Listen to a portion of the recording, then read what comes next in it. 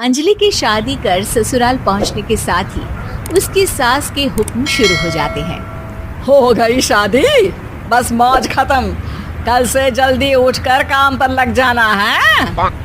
अरे माँ आज ही यहाँ आई है, इसे सब समझने के लिए कुछ दिन तो दो। मेरे और बहू के बीच की बात है, तू घर के मामले में ना बोलियो। इस पर जतिन वहां से अपने कमरे में चला जाता है और सास अंजलि को काम की लिस्ट सुनाने लगती है।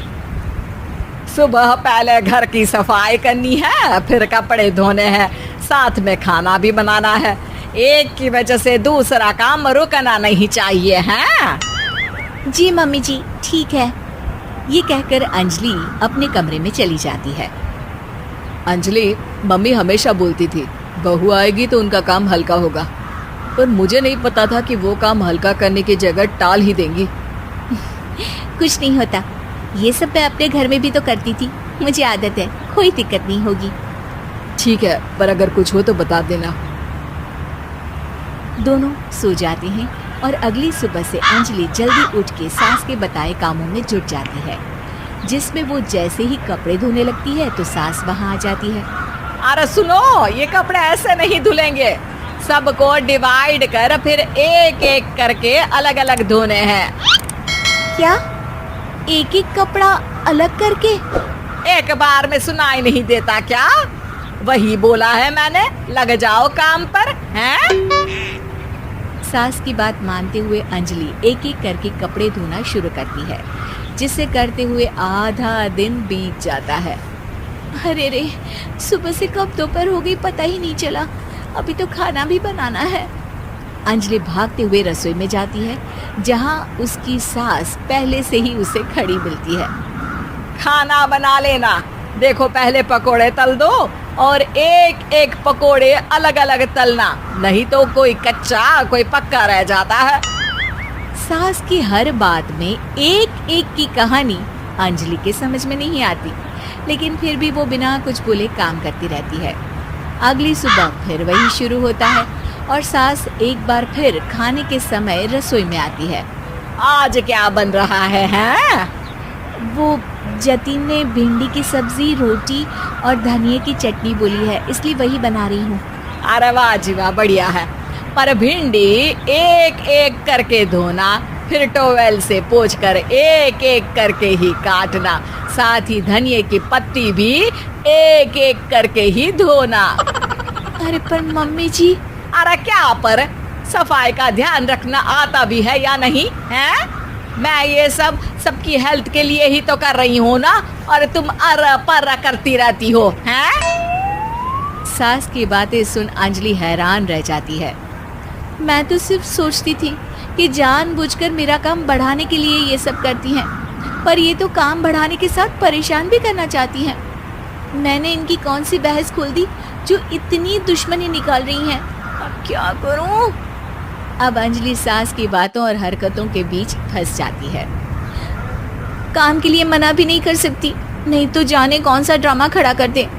पर अंजलि, तुझे कुछ तो करना पड़ेगा। इतनी देर में जतिन भी वहां आ जाता है। अरे कौन ड्रामा खड़ा कर रहा है और क्या करना पड़ेगा? जतिन की बात सुन अंजलि सोच में पड़ जाती है। इन्हें सच बताऊं या नहीं? पर अगर ये गुस्सा हो गए तो? वैसे भी अपनी माँ से बहुत प्यार करते हैं, फिर उनके खिलाफ कुछ सुन कैसे लेंगे? अंजलि ये सब सोच ही रही होती है कि जतिन फिर बोलता है। अरे क्या हुआ, कहाँ खो गई? अरे नहीं कुछ नहीं, वो मैं टीवी सीरियल के बारे में सोच रही थी। यहाँ और कौन ड्रामा करेगा? अरे तुम भी ना, चलो मैं चलता हूँ। इसके बाद कुछ दिनों तक अंजलि सास को सबक सिखाने के लिए अलग अलग प्लान सोचती रहती है, पर उसे सास के एक एक करके काम करवाने की आदत बंद करने का कोई तोड़ नहीं मिलता। अगर ऐसे ही चलता रहा तो कहीं मैं एक दिन अपने सिर के बालों को भी एक एक करके सुलझना ना शुरू कर दूं। पगली हो गई है क्या? अकेले में क्या बड़बड़ किए जा रही हो? वैसे आज खाने में क्या है? आलू की सब्जी। तो फिर आलू को अच्छे से काट कर उसके कटे हुए कपड़ों को एक एक करके ही धोना है। बिल्कुल, इसे कैसे भूल सकती हूँ। मेरे जी को झंझोल। अरे बातें कम काम ज्यादा है। अंजलि एक बार फिर सास के कहे अनुसार काम करने लग जाती है, जिसमें सब्जी बनाते हुए उसके दिमाग में एक आइडिया आता है और वो सास को आवाज लगाती है, मम्मी जी सुनिए जरा इधर तो आना। अंजलि की आवाज सुन सास रसोई में आती है। अरे क्या हुआ, क्यों गला फाड़ कर चिल्ला रही हो? कुछ नहीं, वो सुबह कपड़े धोने की जल्दी में नहाई नहीं थी और अब शाम की पूजा भी करनी है, तो आप जरा सब्जी देख लीजिए ना, तब तक मैं नहा कर आती हूँ। अंजलि सास को रसोई में छोड़कर नहाने चली जाती है। इसी तरह देखते देखते 4 घंटे बीत जाते हैं, लेकिन अंजलि बाथरूम से बाहर ही नहीं निकलती, जिसे देख सास उसे आवाज लगाती है। अरे बाथरूम में ही समाधि लगा ली क्या? यहाँ सब्जी बनकर ठंडी भी हो गई और अभी तक तेरा नहाना खत्म नहीं हुआ। मम्मी जी जैसे आप कहती हैं ना, मैं वैसे ही एक एक करके अपने बाल शैम्पू कर रही हूँ, तो अभी 3 घंटे और लगेंगे। तब तक काम और जतिन को खाना सर्व करना आप संभाल लेना। इस तरह अपने नहले पर बहू का दहला देख सास शॉक्ड रह जाती है, जिसके बाद से घर में एक एक करके करने का आलाप बंद हो जाता है।